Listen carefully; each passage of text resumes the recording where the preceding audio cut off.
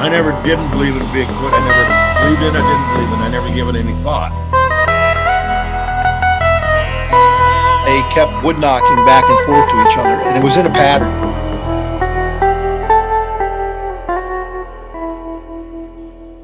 Barn owls don't typically throw rocks. I come across these tracks. Sasquatch is still not on my mind.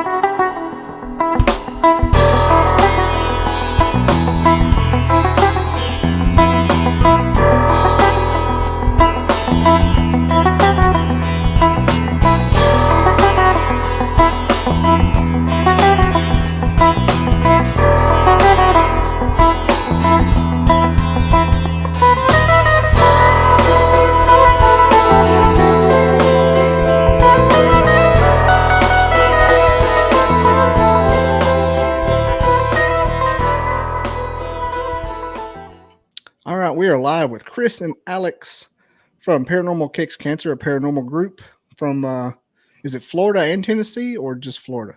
Just Florida, but we have partnerships all over the United States, including Tennessee. Because I was just, I do my little practices before a podcast. I'll sort of become the fanboy for my guest, try to immerse myself in their universe, and stuff is all over the place, and not in a bad way.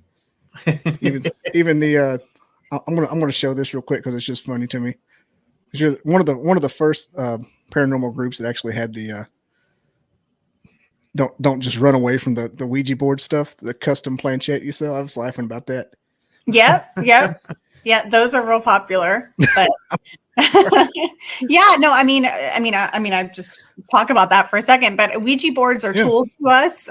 We respect them. Chris gave me one.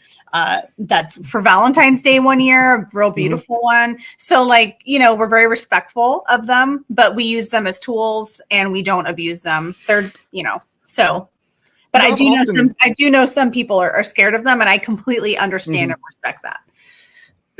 You say that as a tool. I've thought that as well, because the same people will get the spirit box out and the K2 and the KLS with the stick figures. Yeah, you're doing the same thing. It's just more technical.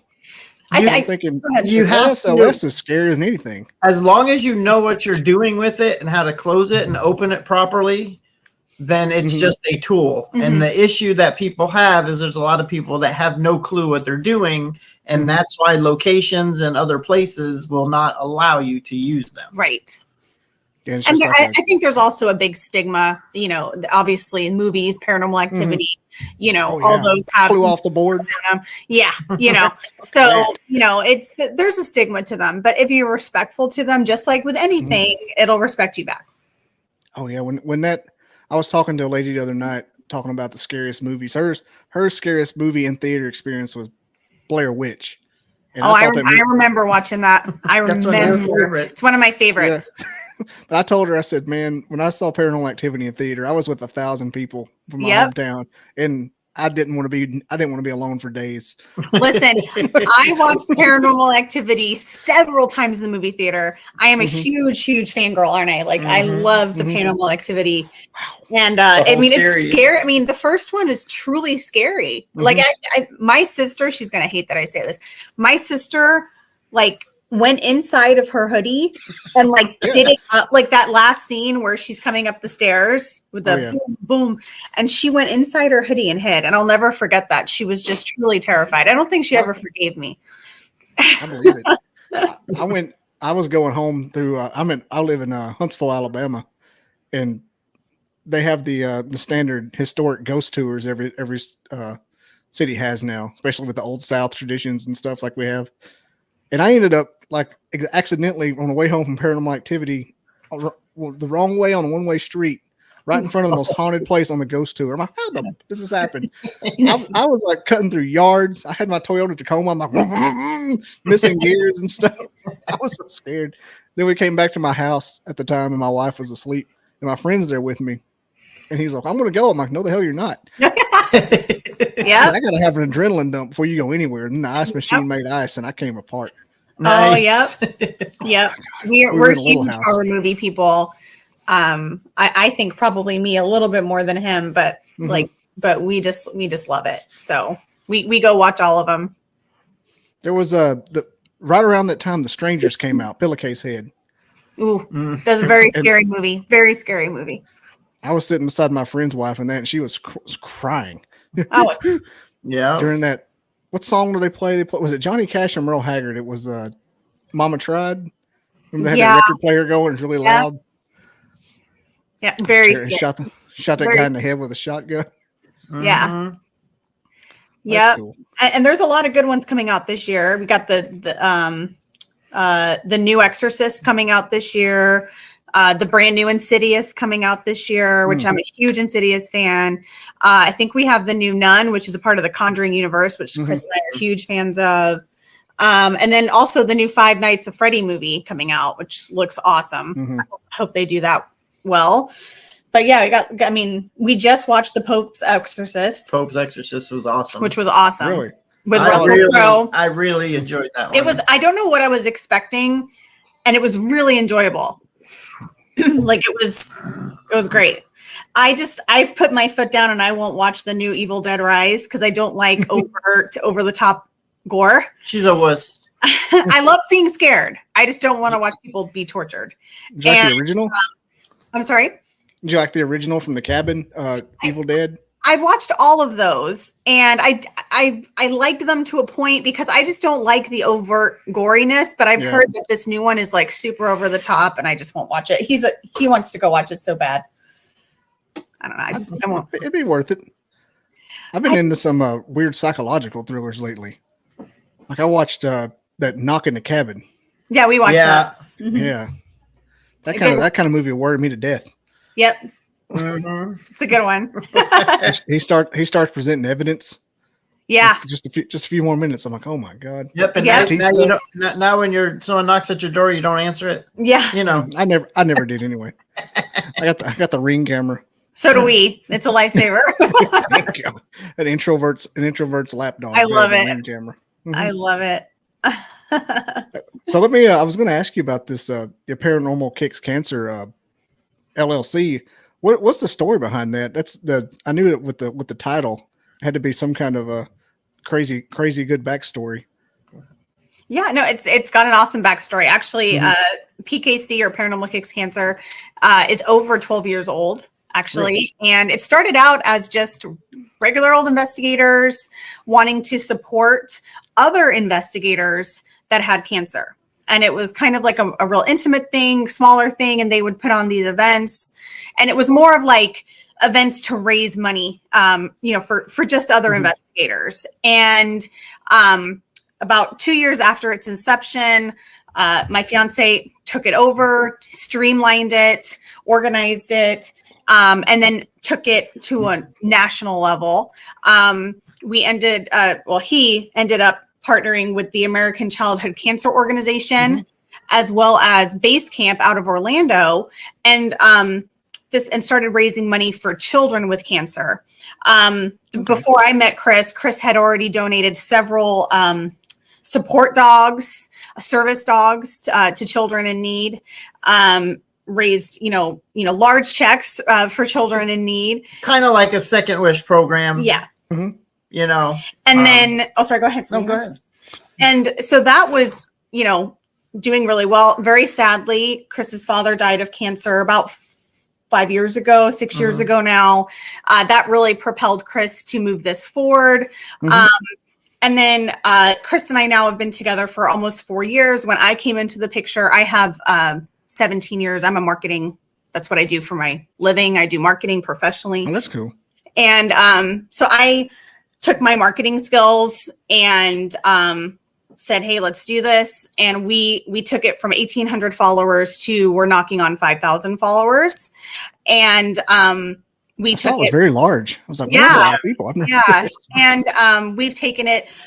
We really took advantage of that time over COVID during the pandemic. I unfortunately was laid off on March 20th, 2020, along with millions of other people. And I really took advantage of that time. And especially when it's an event company you work for. Yeah, I worked for an event company. And what's great with ghost hunting is that it's small groups. So it fit perfectly in the COVID world. And Florida, of course, was a lot more open than most states. donates. So we took advantage of that, and we really hustled and we built these great relationships, and now we have events every month. We sell out extremely quickly of all of them. And a portion, how we do it is we donate at least $100 per event to a charity. And that's coming out of our pockets personally to do that. And, what's kind of nice is that we've really broadened our charity offerings. We just donated $200 to March of Dimes about 2 weeks ago. And but oftentimes it's money to Base Camp, money to ACCO. I think just recently we donated to Feed Tampa Bay. So we try to donate as many as we can. But what we're also really proud of is that we're able to provide ghost hunting opportunities in locations that most people wouldn't be able to investigate unless it was a public event. These are locations that are way too expensive to book on your own. And they also aren't interested in booking small groups because it doesn't make sense for them to do it. So, and a big part of our events is we also give back to the locations as well. Yes. So it's a win-win for both. Yes. We don't do an event without making sure that the locations get a sizable piece of the pie, because we want to make sure that they stay open. Without these locations, we can't investigate. And COVID really hit us hard. I think the entire ghost hunting community, a lot of places closed down. It was a lot of the popular ones no longer open after that. They kind of got 2 years of nobody being there. Yeah. The ones around here, the South Pittsburgh Hospital and the one up the road, the Lincoln County Hospital. I think they're both closed. Well, South Pittsburgh's open again. That's not. Yeah. Oh, and Southern Tennessee. On the line. Oh, you mean Old South Pittsburgh? Yeah. Yeah. We have a big relationship with with the owner, Ronnie. He actually just opened he opened up a second acquired location. Another hospital called somewhere else. Old Harriman in Tennessee. Yeah. So we got to connect with him, and we actually are going to head back there eventually and do events. He's asked us to come back. So we've just been so busy here in Florida. It's just been crazy. I grew up like 25, 30 minutes from South Pittsburgh. Yeah, we've investigated it many times. Been up that and way. We have a big poster in Old South Pittsburgh. Really? I we need to got get a up huge there. banner. It's like 18 by 24, I think. And he allows us to put it on the wall and keep it there. And he supports what we do. And we go back and help him. If he's got guest speakers or guest investigators, he'll be like, hey, let's do a PKC event. Show up and do your thing, and you lead a group, whatever. And they're real awesome there. So anytime there's an event there, I recommend. What was his name, the owner? Ronnie D. Ronnie D? I'm going to write that down. Yeah, he's a good guy. We can get you the connection too. I was going to say, I may have to reach out for that. I'm looking for, folks around here I can do like possible on-site stuff every couple of months. Yeah, no, he's real cool. I do know he's very busy. I imagine so. Yeah.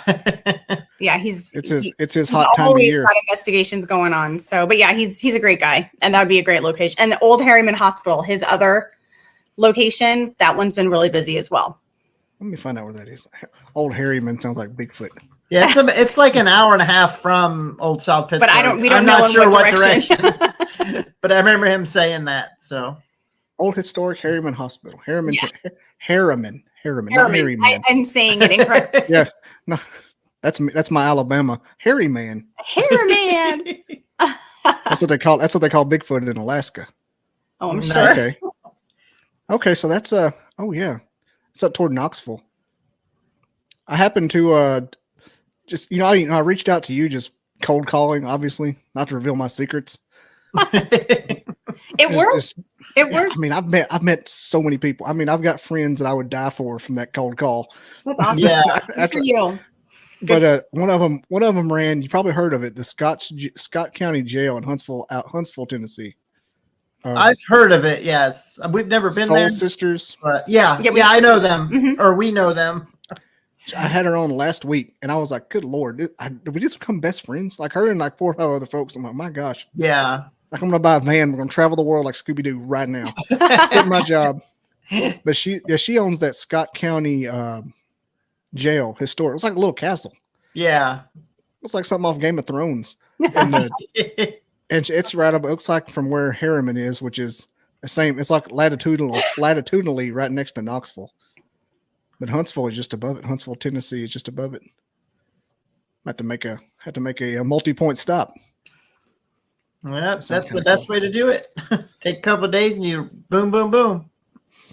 Yeah, I'm trying to find a way to get involved with the people down here. Flint Valley Paranormal, Elk Valley, with Sin Schrader Hill. You may have heard of her, and Eric Freeman Sims. They're kind of like sister paranormal groups. Not sister, but they do a lot of stuff together. They're from just across the line as well, Fayetteville, Tennessee. Well, just above where I'm at is Fayetteville. They got the Lincoln County Hospital, which is the equivalent to the South Pittsburgh, but it's closed down. Right. Because it got condemned over COVID because nobody was in there. Mm. Two counties over South Pittsburgh. The issue, these locations. And now the problem is we're losing these locations left and right because it's low income housing or they just want to knock them down or whatever to put that stuff in. And without doing events, without supporting all these locations that are left, then the owners just can't do it. So that's why we like to get back to the locations and then, help out the charities as well. Yeah, I can see that being a downfall to a haunted house is it's not a lot of times not going to be very occupied or profitable outside of its hauntedness. Yep. Right. And there's a place down in Tuscaloosa where I went to college in Alabama. They were it's called, you've heard of Bryce Hospital. I know you have. And Bryce, it's anyway, there's old Bryce and new Bryce, and it looks haunted. It looks like you would just get a demon as soon as you walk near it. Nice.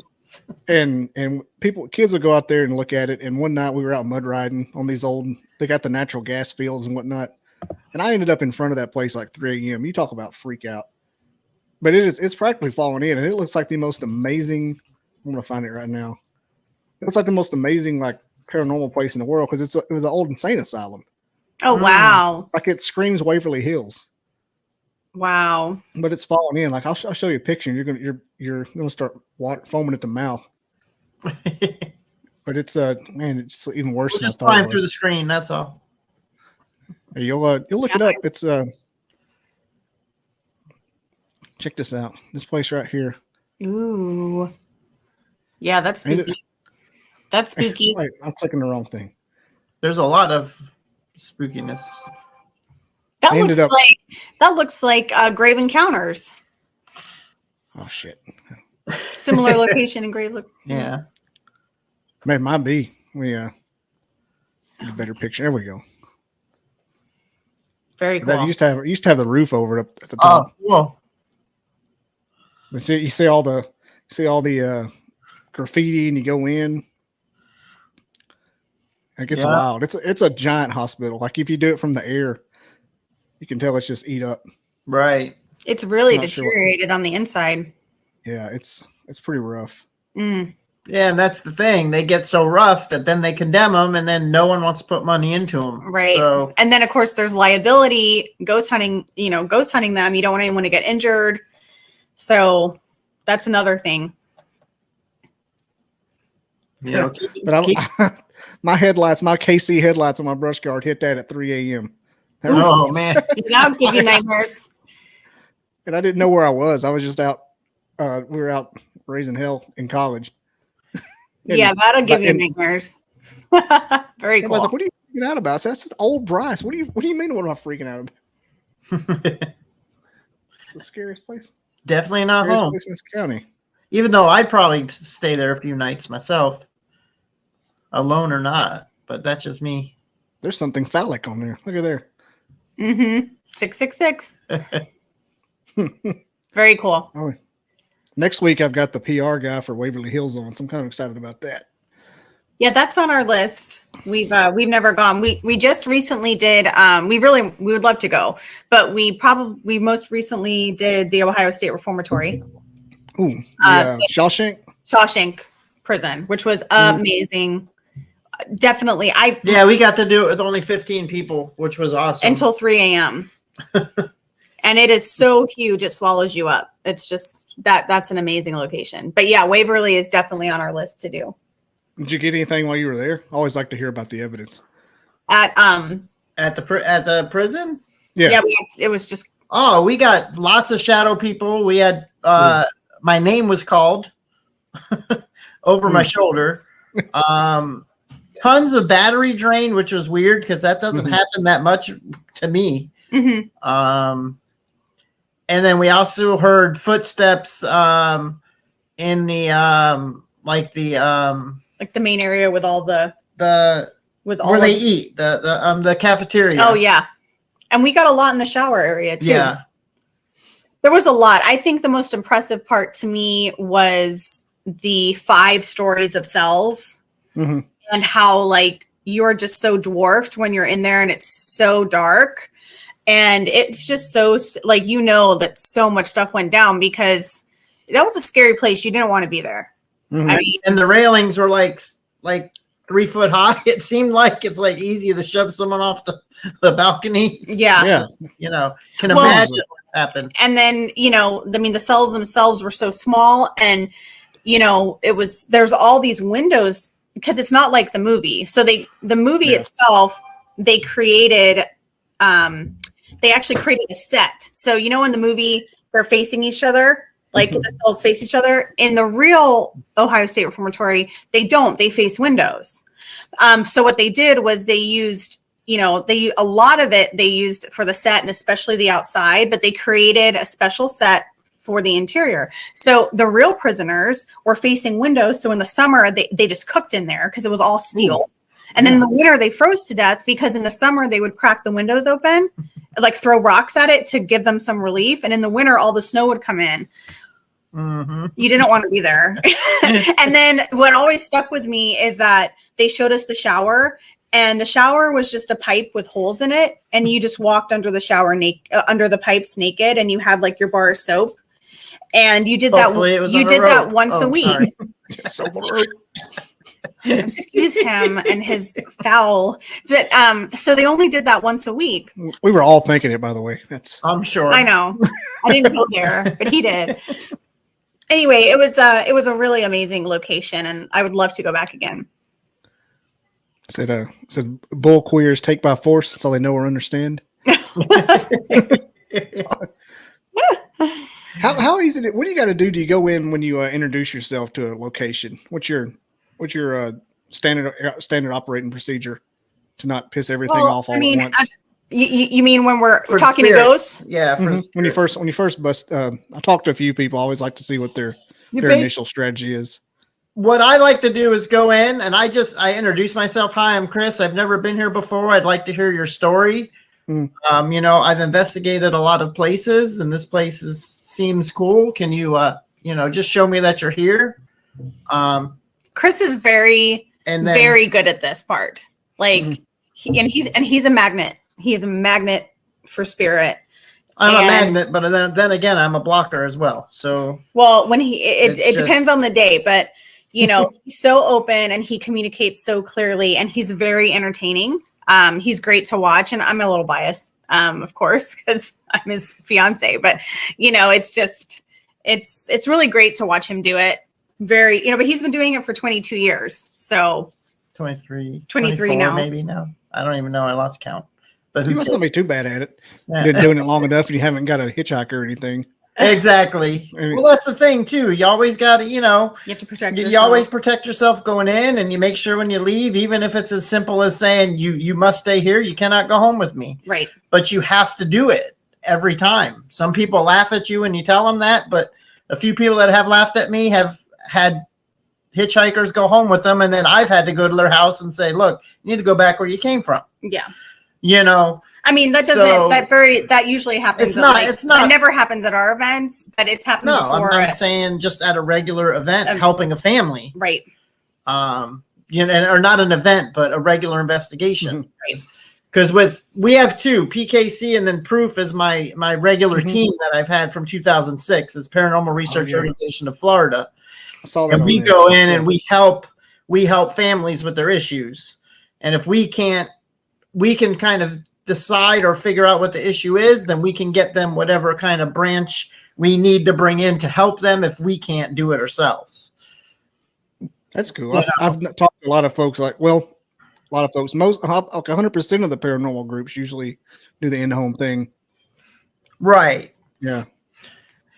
But I mean, you just got to know how to handle it. You got to, you can't, there's just different ways to do things. And that's why there's so many groups out there. But, if there's someone new wanting to do it, I just recommend do not do it. Find a group that's reputable, learn from them. Because if you go into a house thinking you know what you're doing, you could cause and you trouble. don't, you cause more harm than you do good. Yeah. And then you have to get help. Plus the family's got to get help. And, it just doesn't work that way. And the same thing goes for any new investigator, whether they're going to a public event. When I was brand new, I was all open and I wanted to experience everything. And then I learned very quickly to protect my energy, protect, just protect yourself, allow yourself, to learn. But, at the end of the day, we're dealing with energy. And certainly it's not something we can control. If we can control energy, we'd all be millionaires. Yeah, just like any of our events, we tell people, we go, just so you know, we can't guarantee nothing. Said spirits are not circus animals. They don't act out or perform on cue. Things may happen, things may not happen. Yep. We just have to see. I've always wondered the playing with dynamite factor of, you go to these famous places. Like I love Savannah. It's one of my favorite places. I do too. Yeah. A good friend of mine runs a group there. Patrick Burns, he was on a show on True TV. Really? Years ago, but he does, Got Ghost is his tour. He does an amazing ghost tour in Savannah. He walks around in a kilt and does his tour. It's awesome. He's amazing. But, which house is it? Or is it just he walks through the whole town. He walks through all of downtown. Yep. He starts at the cemetery. Seen him. He starts at the cemetery and then he walks around the city. And this location, this house. He hits a bunch of the houses. So, Patrick Burns? Patrick Burns, yes. With Got Ghosts. Got Ghosts is his store. Very popular. He's been doing it for a long time. That's very sticking out in my mind right now. Yeah. Is it got like the Got Milk kind of font? Yeah. It's black and white, and he's got a little ghost. Yeah. Yeah. He used to do a big thing called It was something Evidence. No, his show was called Haunting Evidence. Haunting Evidence. Thank you. But he used to do an event called Ghost Stock, and he did it like 8 or 9 years in a row, and that's when I met him. So I like the second one, and then he's like, "Hey, can you come and help?" And I'd go volunteer at my time and help him during the events.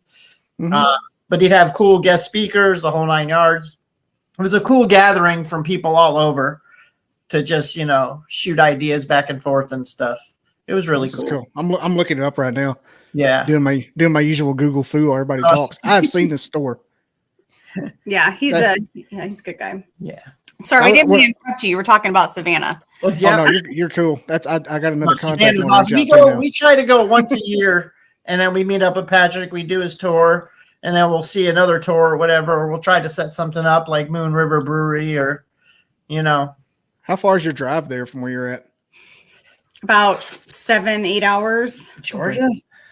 No, Savannah, Georgia. To go to Savannah. Oh, I thought it was like 6. Anyway, does the math. So. Mine's horrible. Mine's the entire damn state. Yeah, don't worry. I got to start at the top. Well, it takes us 3 hours to get to Georgia, like the Florida Georgia line, 3.5 hours, and then I think it's probably around it takes 6-7 hours to get to Jasper Jail, which is one of the locations that we do like overnights in, which is awesome. And then have you ever been to the Sorrel Weed House?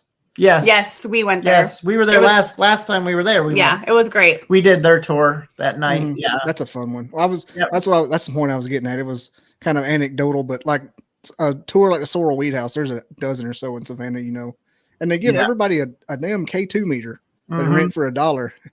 And these people get on these couches and start calling for energy just to pop out. I'm like, dude, what are you doing? Yeah, I know. And because they're like holding it like this. Like it's just Yeah. gonna like come at the K2. You know what I mean? And then they're like this. They'll hit it like, oh, look at the lights! Look at the lights! Well, they like, you know oh, the you sorrel, screwed the sorrel weed in the basement when you go into that dark room, Oh Yeah. yeah. and there's Yeah, that no. The dark couch. room or the medical table. Yeah, And there's, Yeah, there's there's that a lot of couch. energy in there. yeah, the couch. Yep. And this dude's sitting on the couch, and I'm in there with him. You know, it's just a tour, and he's like, "Hey, pulling a Zach Bagan. Why don't you come sit down beside me a little bit? Why don't you come over and sit on the couch?" And I was out in there, and I just left. I'm like, "This is freaking me out." My wife goes, "I just saw a Civil War soldier appear on that couch." I'm like, "Fuck." I was right beside it. Nice. It started getting cold. I went back out into the light, but she sees shit all the time. Anytime we go to these places, I'm like, "Stop! Don't tell me when they're right beside me." So I'm not ready yet. It's like when somebody's about to give you a shot. You're Because like, a lot of the times you're not recording anything, but you see Right. it. It's like, God dang it! Yeah. she was looking at the IR camera from outside of that room Okay. and saw it pop in for about a second and a half. It was a Civil War guy. Very She cool. said, sitting right beside the guy on the couch. Yeah. And the tour guide, you know, he kind of looks like Egon from It Ghostbusters. depends. Yeah, which one you get. Yeah. Yeah, it's a different one. all Tall, the time, but- scary dude, Herman Munster looking dude. He said he was down there and saw Zach Bagan do a fake demonic possession. And that was the day like I lost my ghost hunting virginity because I was like, "You mean Zach Bagan's fake?" I was like, it just kind of hit me. I'm like, "Zach Bagan's full of shit. What?" Yeah. Like, So finding out the tooth fairy's not real. are you not a Zach Baggins fan? Not as much anymore. I still throw that show on. I like Taps a lot. I'm a fan of his marketing and what he's done to kind of show the paranormal out and episodes, things on his episodes. But as an investigator, no thanks. I'm personally a big He's- fan. She's like in love with him, so I- you'll get nothing but positive from her. No, well, I can't wait to go to his haunted museum. Well, the museum's a different animal. Yeah. Yeah, Oh no, I it can't is. wait. It is. I'm like seriously thinking about planning my 40th birthday around that and going to Vegas and doing that next year for my 40th because I really want to. No, you need to plan my 50th before your 40th. Oh yeah, my 40th and his 50th are next year. My 40th is in 3 months. I'll be there. Oh, Well, happy Yeah, birthday, but 3 months. As far as him being an investigator, you know how he is. It's just TV, but that museum has got real stuff in it. Oh Yeah, yeah, no, no, it we're- does. It you know, does. Yeah. that's the thing. I mean, like, and I can only speak for myself, but it's in my opinion, what he's done for the field and how he's pushed it forward and how he's put it into the public persona and then how he's Oh invested, no, it's helped. how he's definitely. invested, Yeah. Yeah. into the Las Vegas community. People are, it's only helped. And then, I mean, in some ways I understand people say that he's heard it. I come from a different space. I'm a marketing expert, 16 years in marketing. yeah. So I Marketing- completely marketing's up there. applaud him for his marketing prowess because that's one of the big things that's missing in this field is having, the capital and the marketing behind a brand in order to push it to that level. And that's what he did. So, No, and it's helped out And the field. you It know has. what? In my You can't opinion- take that away. in my opinion, all the haters, I mean, he's laughing all the way to the bank. So he doesn't, Oh he yeah, doesn't he doesn't care about the haters because he's so loaded it doesn't even matter to him. it doesn't matter to him. And so it always makes me laugh. I'm like, why hate on him? He's not crying a tear at all. No, it's like whenever we make fun of Luke. No, I Bryan don't hate him. I just think his better avenue is not an investigator. It's everything else he's done for the field. He looks good It's on like, camera. it's like when we make fun of Luke Bryan for not being country, but he doesn't give a shit. He's Yeah, got $1 billion. Exactly. Yep. exactly. He could wear a pink dress. All Nope. that matters. And he probably would, knowing Luke Bryan. Didn't drink Bud Light. But Stilettos, I- pink heels, and I- a Bud Light. I saw Luke Bryan live in concert back in the day, though. That was like 12 years ago. I saw him. hey, in 2008, he was pretty good. He was almost country then. He was about as country as he ever got. Yeah, he had that "All My Friends Say" album and Yep. the song about deer stands, and then just off a cliff. Yeah, Turned into Taylor Swift. I know. But you know what? Taylor Swift's laughing all the way to the bank too. Yeah. So Everybody I know was at this concert last night. I think I was the only one not there. Man, I tried really hard to get tickets, didn't I, babe? And then I almost pressed the button to buy the aftermarket ticket. And then I couldn't justify it because we had just booked a 5-day vacation. And I was like, I can't do Taylor because it was on my birthday. Taylor Swift was on my birthday, like the actual day. And I'm born on the 13th, and that's her lucky number. And that's my lucky number. So I was like, the universe. But I didn't do it. I was like, no, Disney's universe. Yeah, we ended up going for 5 days to Disney World. So that was really fun. We had a good time. You probably had more fun. Oh, we had way more fun. Yeah. Well, plus he wouldn't have come with me to Taylor Swift. So the whole thing. Not a big Swiftie, are you? No, not at all. Let alone having to deal with all the young kids and the girls melting for her. It's like and the neon armbands that color with the song. What the hell is that about? She had 3 sold out events in our location, 3 days in a row. 60,000 people per night. Yeah, where's that? The city. No, we're in Tampa, Florida. Oh, Tampa. Well, it was in Tampa. We're in Newport Richey, which is like 30 minutes above.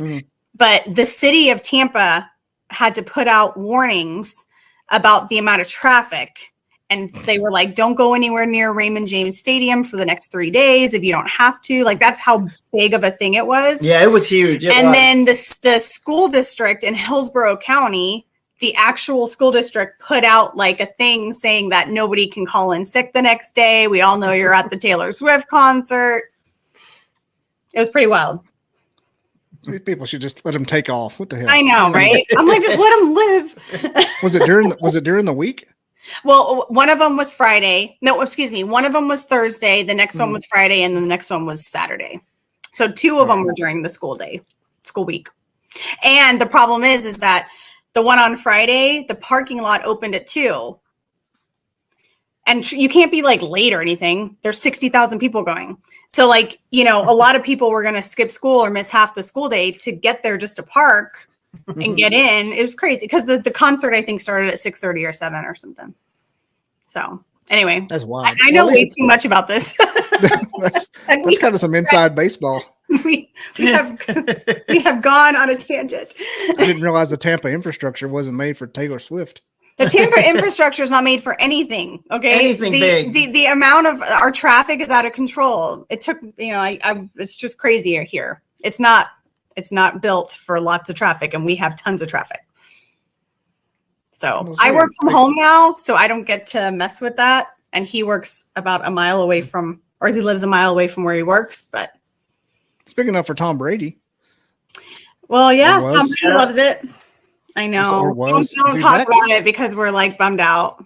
And he's a huge Tom Brady fan, and we're bummed. But it was a good ride, and we got a Super Bowl out of it. So it was a hell of a 9 months.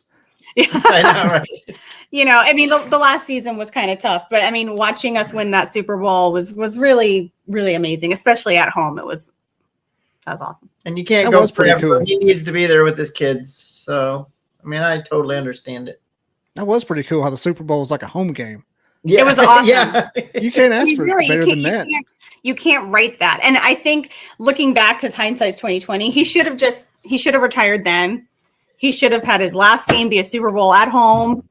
First season with the Bucks, just written that story. But, who am I to tell him what to do? So. Tom Brady. Another $130 million contract he signed out of football. So eventually you're just swimming in sand, digging in sand if you got that much money. Exactly. Yeah. You can't spend it. You can't spend it. Right. What's he gonna do? Give it to his kids, give him a good education. Well, and give him a good life. They never have to work. But still. Yeah. Who's he think he is? Garth Brooks? Got more money. I was on clothesline, clothing line. I don't even know what you would do. Doing side quests like you're on Red Dead Redemption or something. Like you got $40 billion. What are you going to do? That's new. You can go anywhere in the world right then. Yeah, I feel like it would be kind of boring once you got, that much money. It's not, nothing would have value. No, just start doing drugs. That's probably why he was so focused on his sport, because, you know, I mean, you can, anything you want, you just do this and it happens. So yeah, but he was focused on the sport from day one. Yeah. He's just, football's his passion. It always is, and it always will be. But And then his wife left him. Like, well, I guess I better be here with the guys. yeah. It was last year. Last year was the Eagles. Okay, I was. Yeah. I thought we'd get more years out of him, because right after the divorce, he went out and made a post that there's no retirement in my future. And then he retired a few months later. Yeah, but he had a really bad year, and you know his divorce screwed him up. I mean, you could see He was doing that thing. Was like, I don't need no woman. I don't need a bitch. That's all that was. I saw straight through that. And then he's like, my I can friends. play awesome. This isn't affecting me. Me We're and like, Gronk- it's affecting you. Yeah. There's no way it could. It was hard. It was hard to. It was as a tampons. It was hard for us to watch. Tampanians. What do they call us? Tampons. I don't care what you're called. You're called tampons now. So I'll be writing my stand-up routine. It's going to be in there. Nice. I was going to say something earlier, and I forgot what it was. And I think it had to do with Zach Bacon, and we got off on Tom Brady. Oh, I was going to say, there's no. See, my favorite podcast subject is Bigfoot. I just happen to like Paranormal Investigator because they actually have evidence. That's right. It's kind of like the other side of the coin. Like the paranormal investigators they actually have evidence. They're kind of scientific, but there's no Zach Bacon equivalent in the Bigfoot community. Right. There's not. You got Bobo, but God knows, I mean, he's crazy. We know one really good one. His name's Robert Robinson. He's called the Legend Tripper. Mm-hmm. And he's actually. The name sounds familiar. Yeah, he's the one that hooked me up with Base Camp Children's Cancer Foundation going back to like 2011, 12. Mm-hmm. When I met him, he's like, oh, they could really use the help. And that's how we started helping the nonprofits. He connected us with that, and he comes to some of our events and stuff. And he's invited me to go Bigfoot hunting with him, but he's also a paranormal investigator too. So if that's someone you might want to have or whatever, I can get you. What was that name? Robert Robinson. Oh. And he's wrote a book called Legend Tripper. No, Robertson. Robert Robinson. Oh, okay, sorry. So that Tim McGraw song, Take Tommy Thompson. I know. I love that song. We used to have a game board and back home. His name was Johnny Johnson. I'm like, nobody else think that's weird. He's got two first names. Yeah. Yeah, well, I tell you the Bigfoot things. I started this podcast kind of like because I grew up way out in the sticks in North Alabama, and I used to hang out at this old store, and like all my relatives and stuff were there. I was kin by marriage to most of the people that came in there. And in summertime, I'd spend 6 hours there talking to the old men. I mean, they're 100 years older than I was. Right. I'm talking about they fought in the Civil War, and like I'm getting all this information. So I'm sitting there listening to podcasts basically every day. Yeah, it's amazing. And eating biscuits and stuff and staying down there. And then I'd go fishing all day. And then in college, I started taking these history classes, and I would just get A's, not trying. Right. And one day the advisor said, you should make history your minor. I'm like, what are you talking about? She goes, you got like all A's, like a B+ in every history class you've ever taken. I was like, I didn't even notice that. Yeah. I was like, I think I'm starting to see a call in here. And so I make my podcast about every subject, stand-up comedy. I've had, and just all people. I've had people that make hot sauce on here. Oh. Yeah. I'm just anybody with a story. Like I've had World War II veterans that have since gone on in, but then the paranormal people seem to respond better. They always want to talk. Some of the hospice nurses I tried to get, people that do other stuff. Like, I don't want to be on a podcast. Paranormal people, they're right there. Don't even bet you I could be a serial killer. Hell yeah, I'll come on there. And so I'm shifting all to paranormal. So when I started doing that, the first guy I had on was Randy Bauer from Minnesota. And that was the day I believed that Bigfoot was real. Mm-hmm. And I went through like a couple of months of existential crisis. Like, why am I going to work? Bigfoot's real. What am I doing? Bigfoot's real. Why am I paying taxes? Bigfoot's real. And I got to aliens drive are by real. this whole empty lot. Let's hope Bigfoot don't come because he's real. You know, Like, you people are driving on this road doing a speed limit, obeying laws. Bigfoot's real. What are we doing? Like, I was having a rough time with it. I had to get a debunker on, like, cleanse my palate. I've talked about that a few times, how I go to work and everybody's like, we got to get this done. I'm like, why do we got to get it done, though? Sasquatch is out there. yeah, right. It's the most fascinating topic. I think it is. Yeah, I do too. Yeah. I like it. You know, just the paranormal's been. You know, I've been doing it for so long, and so many people are interested in it.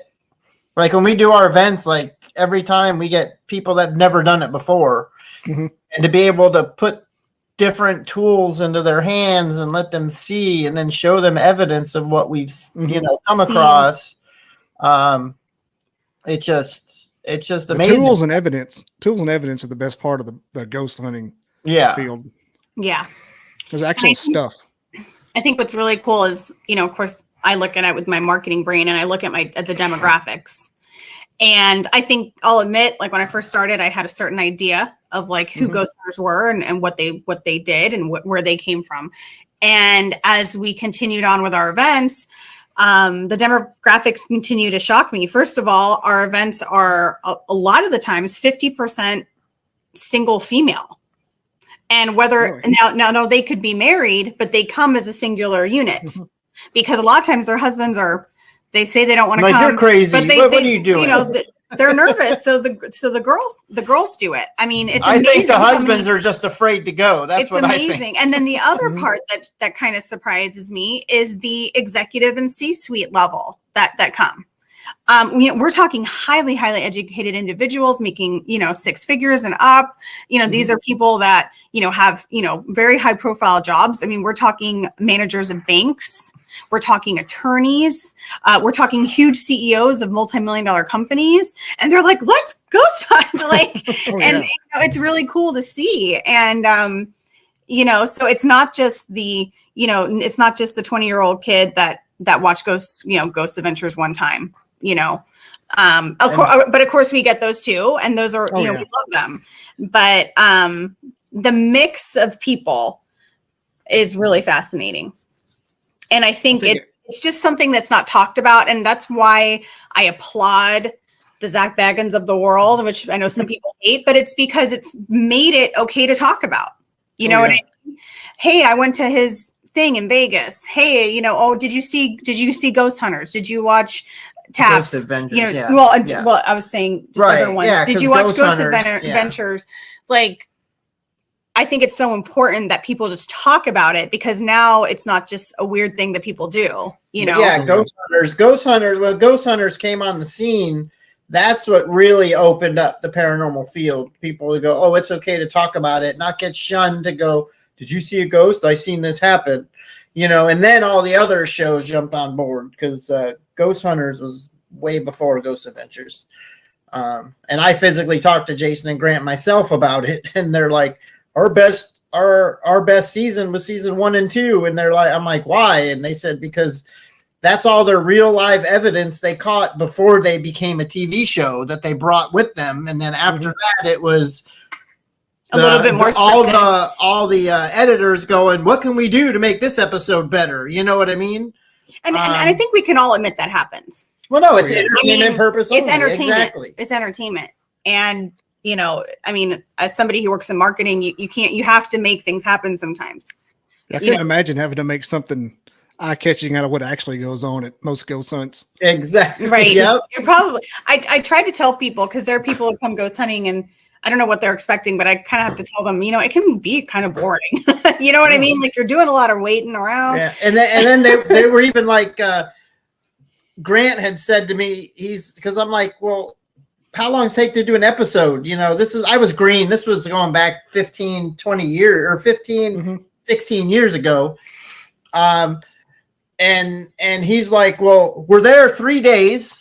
Sometimes 2, he goes, and then we have to go through 10,000 hours of footage. I think they were there 5 days, weren't they? Not then. Oh, okay. Now they might. Yeah. It was 2 to 3 days. Scott Temperman said he was there 5. Yeah. Scott. Yeah.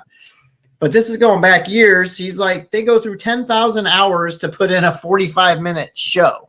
Oh yeah, all those cameras going to All the cameras, all the angles, you know. Because they've got cameras in every room, you know, and they're, you know, and then of course you have the editing. So yeah, it's pretty, but you know, I mean, it's fun. It's fun. And then of course add to it, like we were talking about at the beginning, add to it the whole horror movie thing. And it's, you know, I think it's just it's just mainstream at this point. I mean, back in my previous life, I used to interview CEOs for my full-time job. And I would bring up that I ghost hunted. And these were big CEOs, big, huge companies. And they were like, oh my gosh, I have to tell you about this ghost. Oh my gosh, I had this ghost in my house. Oh my gosh, I saw this ghost. And you would, you know, and you know, but you know what it is? They don't want to talk about it because they don't know who it's safe to talk about. And people aren't talking about it because they're nervous. And that's the sad thing. If we all just said, hey, I'm going to a ghost hunting event this weekend to like everybody we saw, you'd be amazed. Probably at least 80% to be really? Yeah. You know, and the that opened the door for them to talk about it. And the 5% that are like, that's okay. That's okay. Like they are fully allowed to not. I love haters because then when they decide to come and they're skeptics and something happens, then all of a sudden they're an instant investigator. It's that easy. Well, and I think it's important to always be skeptical. You know, like I'm still skeptical. I think it's important to constantly have that curiosity and to question yourself. You always got to try to debunk everything. It keeps you fresh. Occam's razor. Yep. It's my favorite one. It's kind of like these stupid blob squatches everybody keeps posting. Like, I hate those things. Or just, you know, it's the same way in Ghostfield too. All the pictures. Yeah. The orbs. Don't talk about orbs with Chris. You see Grandma's face in that picture? Yeah. Is that my spirit guide? That's her favorite color. Yeah, but you know what? I also I get a lot of people who are new and they want to show me their pictures. And I always take it extremely seriously, even if what I'm looking at appears to be matrixing or some type of dust, because for them, that's truly something. And who am I to say it's not?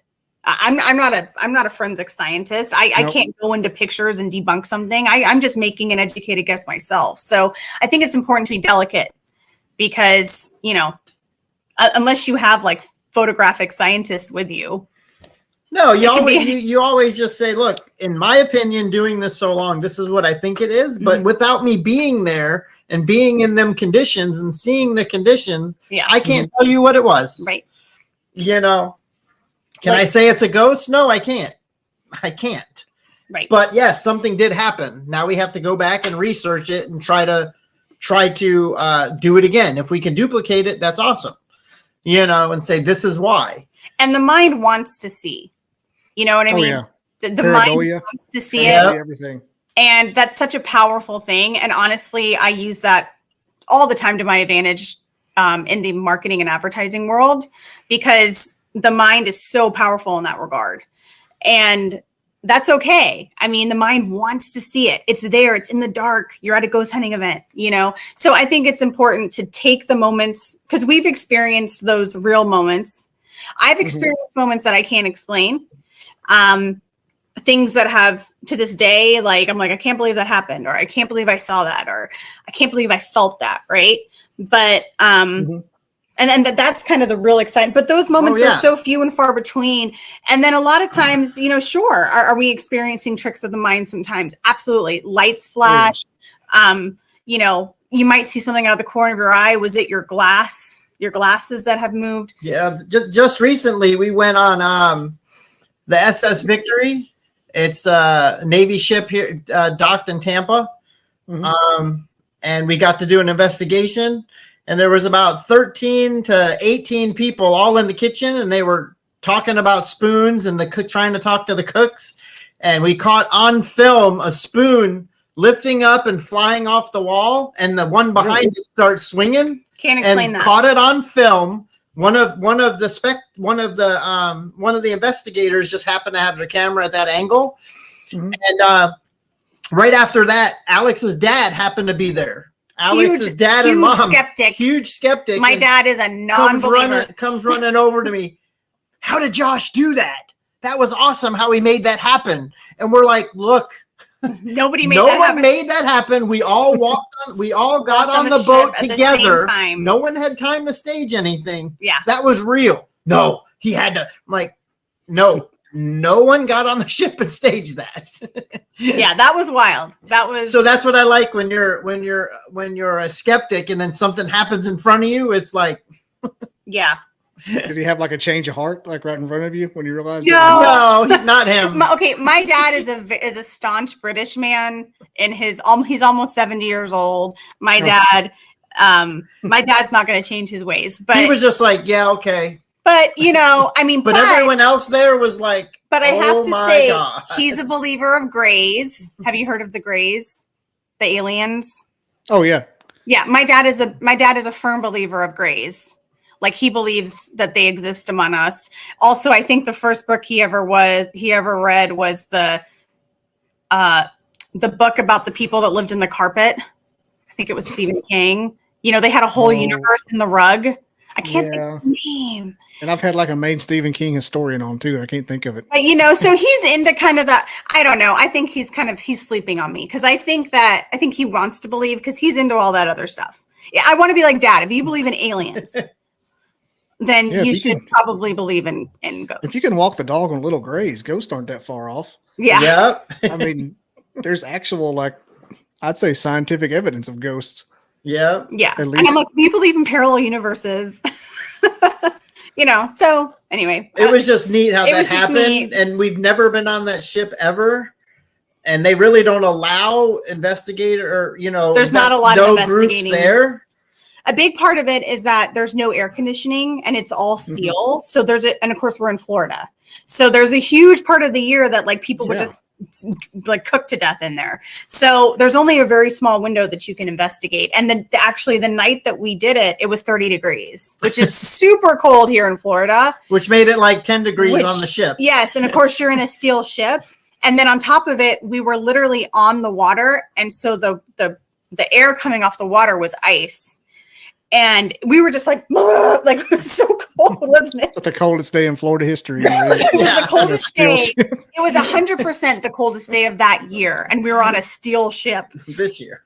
This year. It was in January of this year we did that. It was wild. It got a little cold. It got a little cold this year.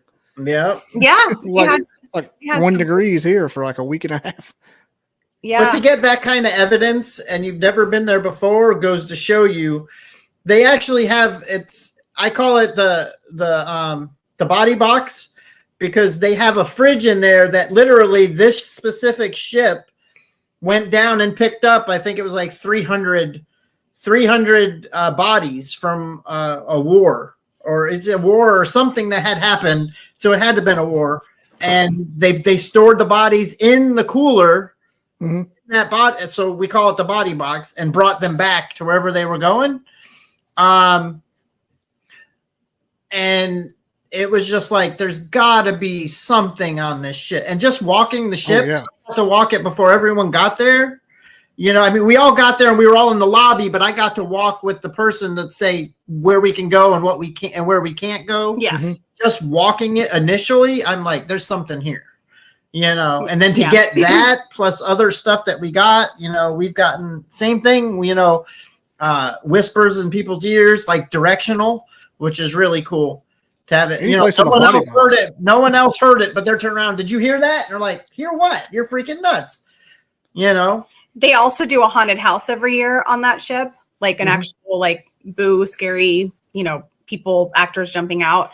The only thing that was very different for us, actually from a liability standpoint, was it was definitely the one that made me the most nervous of anyone hurting themselves, because this ship was made in the 1940s. So it was, first of all, just to be brutally honest here, it was made for very small, thin people. Mm-hmm. Back in the 1940s, everything was small. Everyone was much smaller. So there were some time, if you were even remotely, curvier or larger, you're going to have a hard time fitting. Second of all, there was no elevators, and the the ladders that took you up and down, because there were So 12 steep. floors.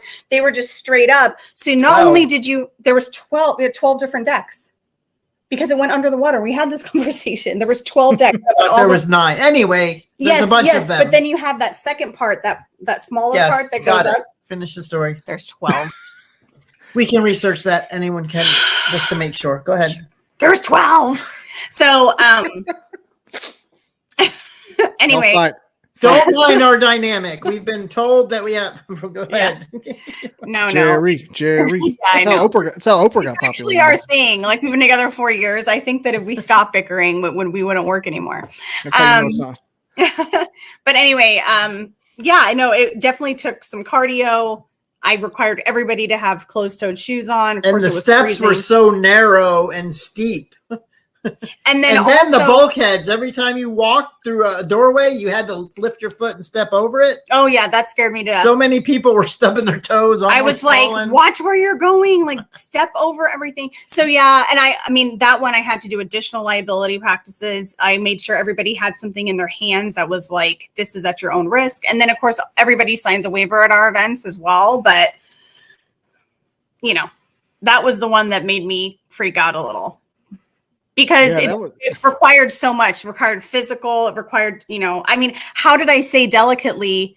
You know, you can't be I mean, truly, you couldn't be a certain size because you wouldn't fit. Like, it is what it is. You know what I mean? I mean, a 1940 ship was just so narrow. These are made for 5'5" 1940s people. Yeah. So, but it was cool. We're definitely going to go back there. We're trying to work on an overnight investigation with them. They seemed open to it, so we're just trying to work out everything. It'll be cool to spend the night. What was the ship called? The USS Victory. The SS American Victory. USS. SS American Victory. Is that 12 S's or 9 S's? I don't. 2. Ooh, okay. I could just see me just hurting myself in something like that. So I will bump my head in a heartbeat. Just going balls to the walls, walking around, especially in those little like. That's one thing. That's one commonality, not necessarily as far as that ship goes, but like people in those old haunted houses, how they're like 300 square feet and 8 people lived in them. Right. Yeah. Like Lizzie Borden's house is the size of a single wide trailer, and like that's 16 one people place live. I haven't been to yet. I'd love to go. Lizzie Borden house. And the other one, the one in Iowa, the axe murder house in Iowa.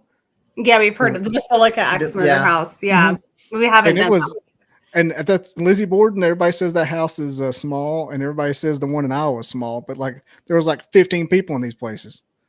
Yeah, and like you can like almost touch either room.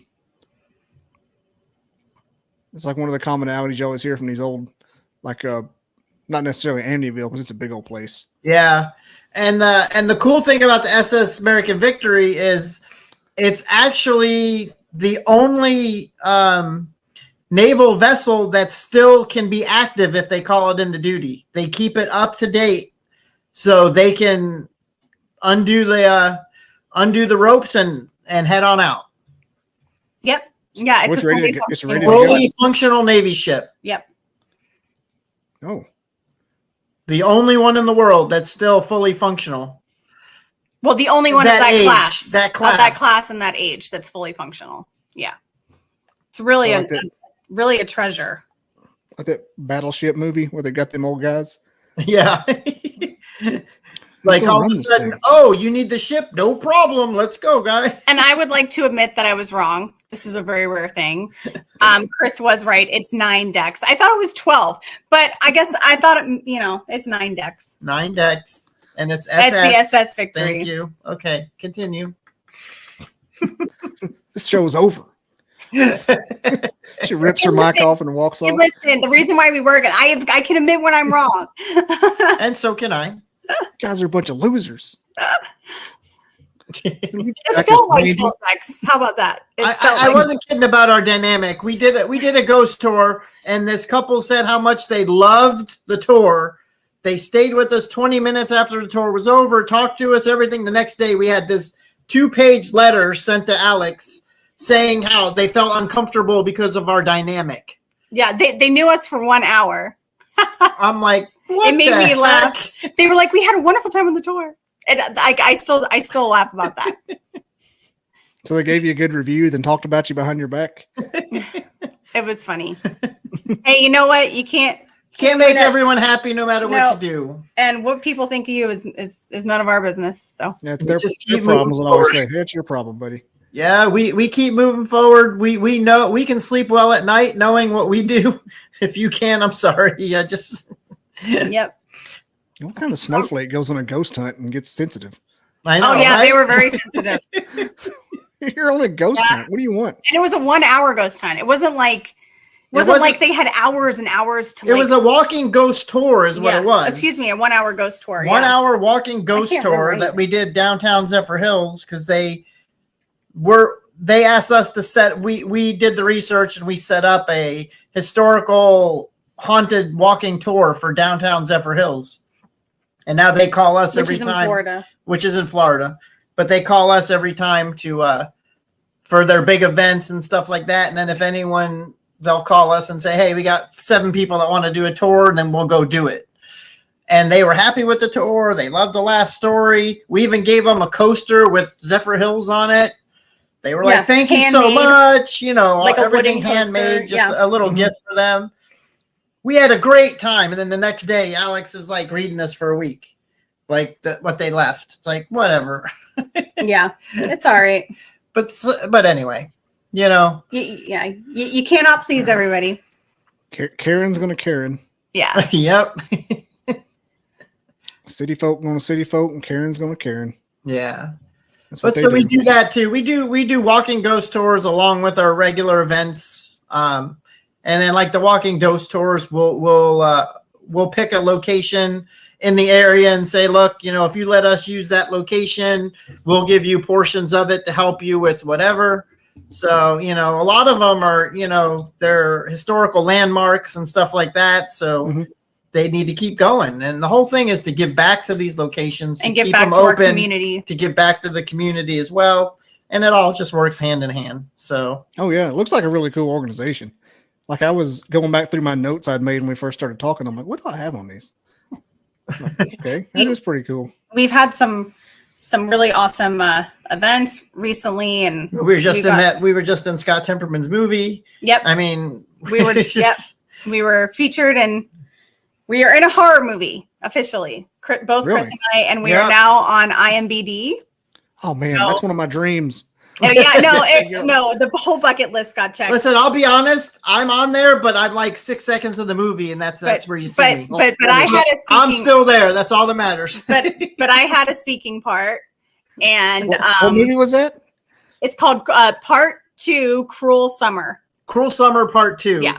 By Los Bastards Production, which is Scott Temperman's production company. And Scott Temperman from Ghost Hunters International. Oh yeah, I knew that name sounded familiar. Yeah, he's from Ghost Hunters International. I think we have the DVD. Here's the official DVD. Well, there's actually a second one coming out, but this is the one that he sent to cast, and it's cool because all the cast members signed this card that he sent to. Yeah, and we're so now it's $10 every signature, guys, because we're famous. No, just kidding. So I officially say the last line in the movie, not to spoil anything, but we're the only 2 that survived. So if he decides to come out with another spoiler alert, hopefully spoiler alert. So. No, well, I played Detective Renko, and I'm a detective. I'm at the very end of the movie. And I'm an EMT. And then, Chris. And I didn't say BMT, the Subway sandwich. EMT. Yeah. Chris is Officer LaRue. Yep. It was really fun. Subway sandwich. Yep, mine too. But we had a really good time. We had a good time. And he's got like 8 other movies besides. So look Scott up. He's awesome. And of course, he was in Ghost Hunters International for many years.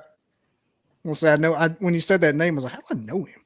Yeah, he contacted, we've been talking back. I've known him for years. He always donates to PKC. He'll sign pictures and stuff and we'll raffle them off.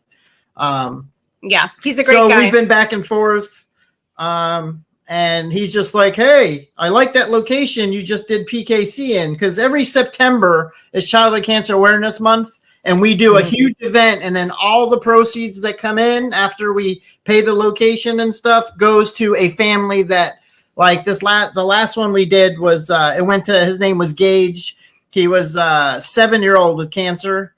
He got leukemia, and it just come that I went to school with his mom and his dad, and his dad was a firefighter paramedic, and his mom's a police officer. And he was just stricken with cancer, with leukemia. He had it for a year. And I'm like, look, we're donating to you. So they came, they spoke. Scott Timberman came and spoke. Robert Robinson came and spoke. We get the event in September. We get decent headliners that care about giving back to the community and not about the dollar, to come, and they speak. They donate their time. They donate stuff. And then they get to meet the kids, and they see that where the money goes and everything like that. And we donated a $650 check to the family. Oh, really? So just handed it to them to do whatever they needed to, So I think, and then Scott came to there, and he's like, I love this location. So I'm like, I got the hookup. So where the movie was filmed was in that location, which was the Ritchie Suncoast Theater in downtown Newport Richie. Then if you have a keen eye, you'll also see the front of our house. Oh yeah, our house is there's more. Our house got more screen time than we did. Yeah, but they actually filmed a whole shot in front of our house. Are you going to get a SAG check anytime it shows it now? Right. Yeah. Well, we're gonna have to add that in if we ever try to sell the house. We might get a few like $300,000. Horror movie was filmed here, guys. Yep, that's it. I found it. So. Yep. The first one's really cool too. We're just not in it, but we're big fans. I support any of his movies. So. We're in this one, so you have to watch the whole movie to see us. Or fast forward to the end. Yeah. Yeah. Or cheat. Yeah, right. You got any events coming up in the southern Tennessee, northern Alabama, West Georgia area? No, not Alabama. With the sisters, they want us to come on down and try to set up some kind of event with them and go to Alabama. So we're probably going to work on that this year to try to get something down in Alabama, because we've never really done an event in Alabama. But the Southern Sisters? Southern Ghost Sisters. I can't remember her name. The one that came to the. I know. But anyway, Southern Ghost Girls tour. Southern Ghost Girls. Yeah, I think it's the Southern Ghost Girls. Oh, that's in Coleman. Yeah, do that. Yeah, and so they have some locations in line that we could do something in, and they've came and supported our events. Where was the last event we did? There? We did it in oh my God, there's so many locations. Where we stayed in the van. I know.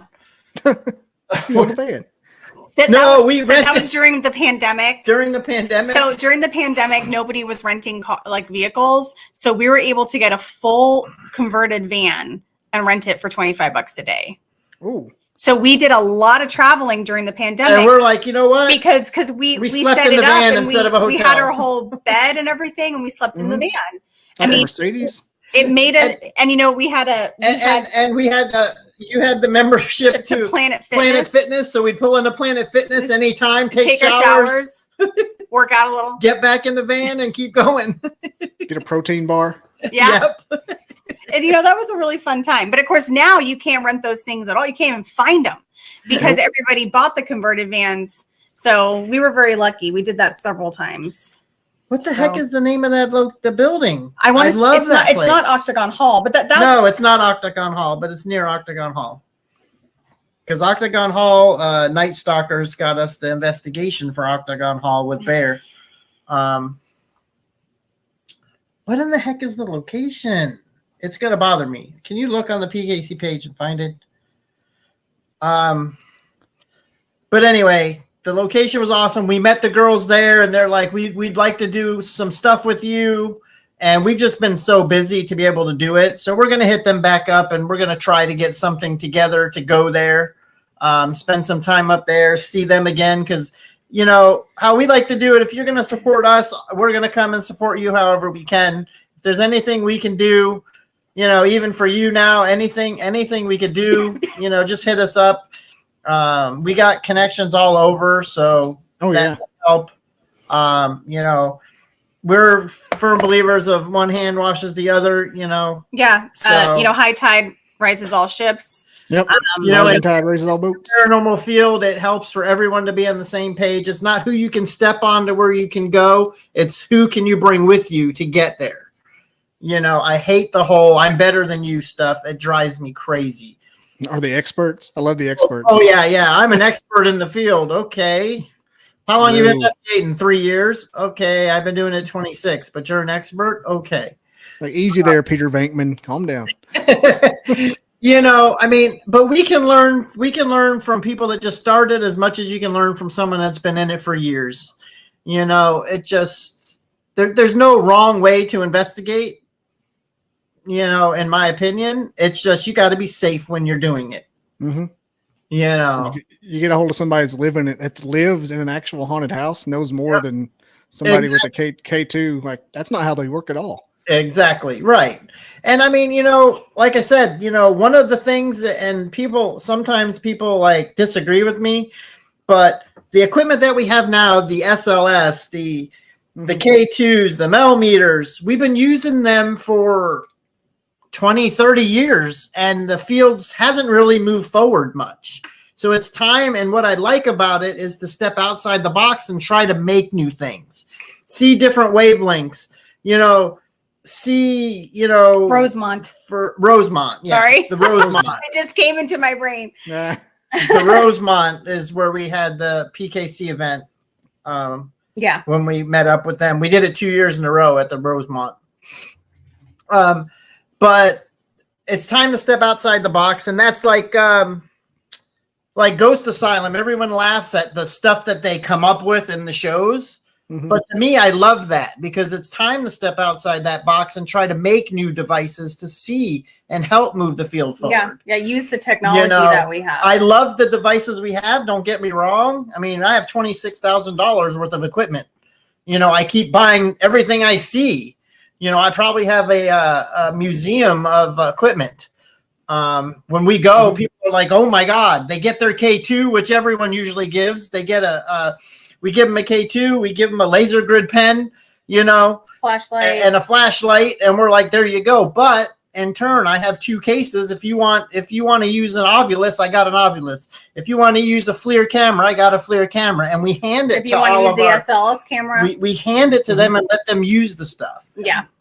So we teach them how to use it. We really give them a full, very rounded so at least experience. when they leave from our events, they at least learn something.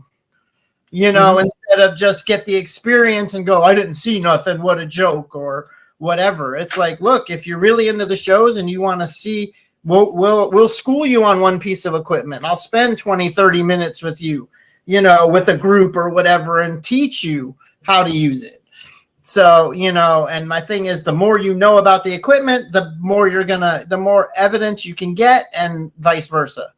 So that sounds pretty cool. I used to not give the SLS a lot until somebody showed me some things about what they actually saw that was very specific. It wasn't like a random pattern. I was like, "Whoa, that's something to do that." Right. Yep.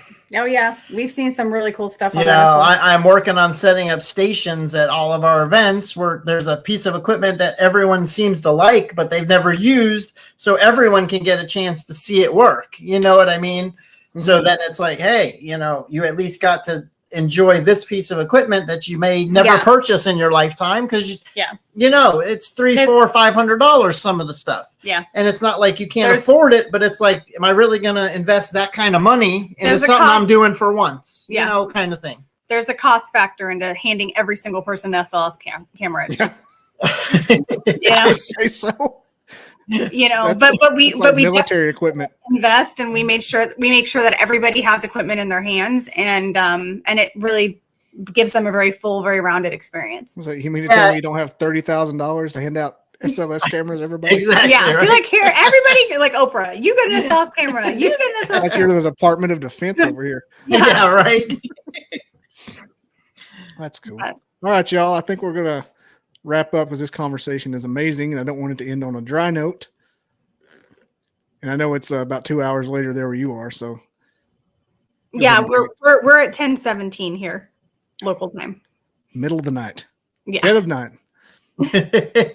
Only 2 more hours to the bewitching hour. I haven't had supper either, so I'm hungry. Oh, you need to eat. I don't eat a lot before these just so I don't get sleepy. Oh, That's why my shtick is caffeine. Ah. I'm changing the name of the podcast, by the way, to the Caffeinated Cryptid, and I'm having somebody build me a logo right now. So whenever I get that situated, it'll change. Cool. So good for you. Cool. yeah, I like I'm going to go strictly paranormal with the emphasis on caffeine and cryptids, but it has I a lot love of caffeine. He does experts. not, but yeah. Well, Yeah. you actually shouldn't say Yeah, that. experts. You love caffeine because you drink Coke all the time. Mountain Dew. Mountain Dew, tons of Oh caffeine. yeah, I had to kick the Mountain Dew habit straight to coffee.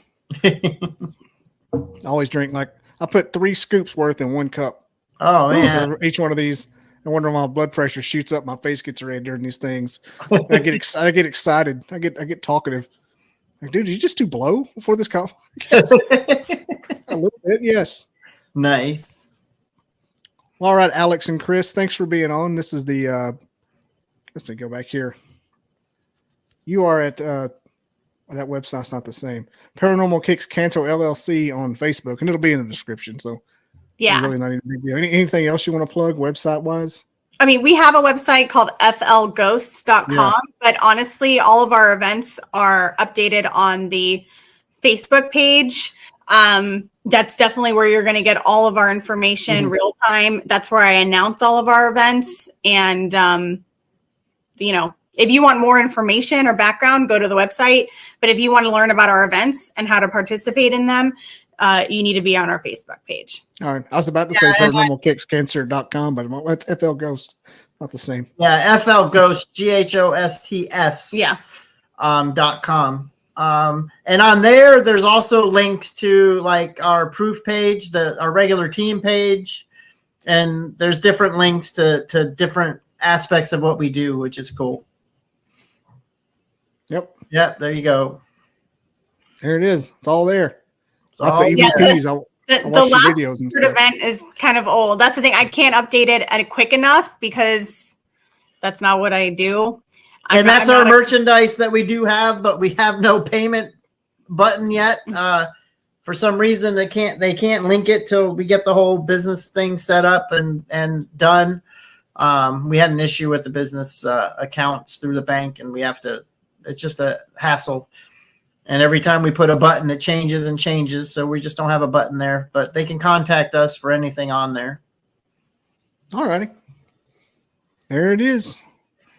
And Thank we you guys for being on. You. No, we thank you. Oh yeah, and I'll be reaching out for all these contacts you gave me because I will milk that cow till it's dry. Hey. Awesome. Well, thank you very much for your time. For sure. It's been a lot of fun. Oh yeah, it's always fun to talk to ghost hunters. It's almost more fun than Bigfoot. Almost. Awesome. All right, y'all. Thank Have a you. good night, and we will definitely talk again. It's not the last you'll see of me. I promise. No, we'd love. All we'd right, love definitely. to. Thank you. Thank you. Have a good All right. night. Take it easy. See you. You too. Bye. Bye. I never didn't believe in Bigfoot. I never believed in it. I didn't believe in it. I never gave it any thought. They kept wood knocking back and forth to each other, and it was in a pattern.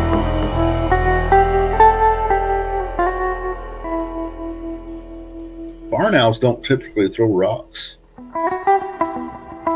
I come across these tracks. Sasquatch is still not on my mind.